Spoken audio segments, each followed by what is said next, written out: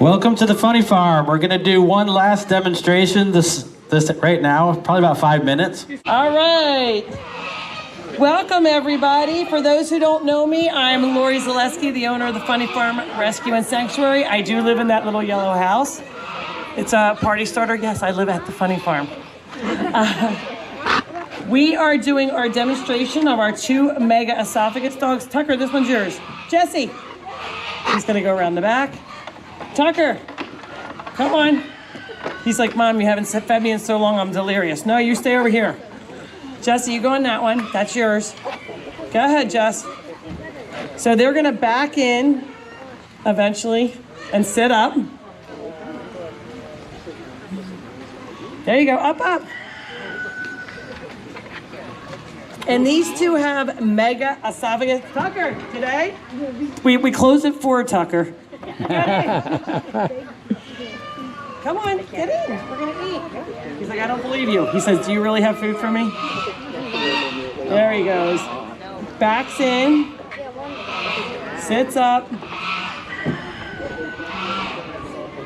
Okay, Speedy Gonzalez here. All right, so before I introduce, so we have Tucker and Jesse. Tucker is 4 years old. Jesse is 1.5 years. This is little Caesar Farley. He has a book about himself. Puppy's our little dog who's very naughty sometimes. He goes after Jesse. And we have Gunner back here. Gunner, come here.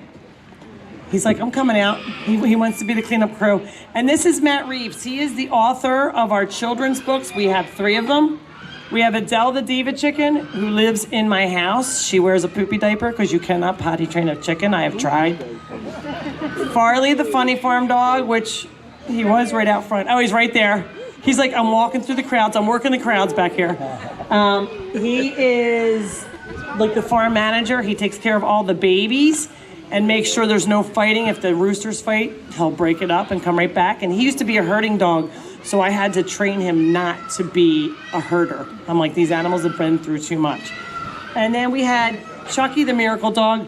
This was the dog that had mega esophagus, my very first dog.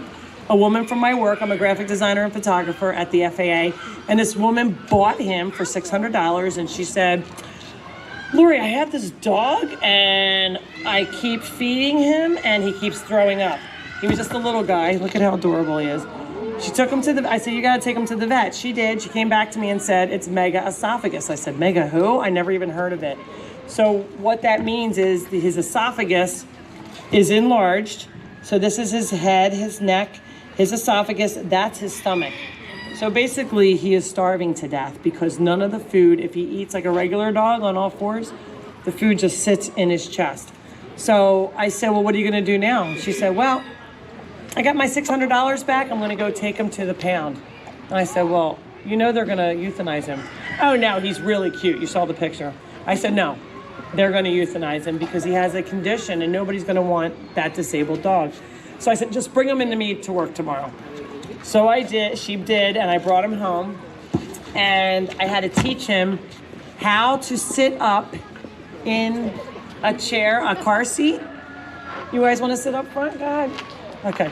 So I had to teach him how to sit up in a chair. He would jump in and then sit up. I would click him in, and then eventually I would have to have him fed through a bottle, baby bottle. And then he had to sit up for about a half an hour. And even though he sat up for that long, he would still upchuck his food. Now it's not throw up because it's not coming from his stomach, it's coming from his chest. But his name is Chuck, short for upchuck, because he would eat and then upchuck automatically. These 2 don't seem to have the condition as badly, so they very rarely upchuck their food. But Chucky was every time he ate, he would upchuck, and he would eat about 14 times a day, and we just couldn't keep it down. I took him to the University of Penn and all these different vets, and everybody said the same thing: euthanize him. He's not going to live over 6 months. And I said, oh well, if he doesn't live more than 6 months, then he's going to have the best 6 months ever here at the Funny Farm. They run around, they play ball, they're not on leashes, they can go wherever they want. We have the 15 acres fenced in, we're up to 25, but right now they have the 15 acres running around. And the vet said, it's okay, even with the chair, he's not gonna make it. And I'm like, that's okay. So they said, all right, So we did. I got a Bailey chair. This is named after a dog named Bailey.